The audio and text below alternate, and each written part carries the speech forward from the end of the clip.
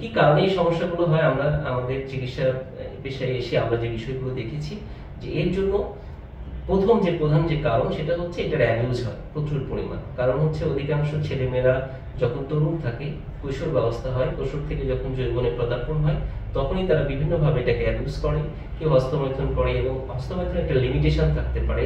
এই limitation cross করার কারণে তখন দেখা গেছে যে এই সমস্যাগুলো অনেকের বেশি তৈরি হয়, অনেকের অন্যান্য কারণে হয়, যেমন অন্যান্য ভাবেও তারা অ্যাবিউজ করে।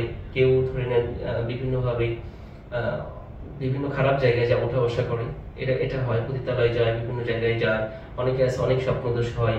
হ্যাঁ, আচ্ছা, এটার কারণে কিন্তু এই সমস্যা হতে পারে। দ্বিতীয় হচ্ছে অপুষ্টির কারণে। আপনার যে ধরনের খাবার প্রয়োজন ছিল, যে ধরনের পুষ্টির প্রয়োজন ছিল, সুষম খাবারের দরকার ছিল, এটার কারণে কিন্তু এই সমস্যা দেখা দিতে পারে। একটা হচ্ছে ৩ নম্বর কারণ হচ্ছে পর্যাপ্ত না ঘুমানোর জন্য। আমরা দেখছি যে অনেক, বিশেষ করে কিশোর বয়সে বা এই যৌবন প্রাথমিক অবস্থায় ছেলেমেয়েরা অধিক পরিমাণ রাত্রি জাগরণ করে। এটা কিন্তু যৌন দুর্বলতার জন্য অন্যতম একটা দায়ী বা অন্যতম একটা কারণ।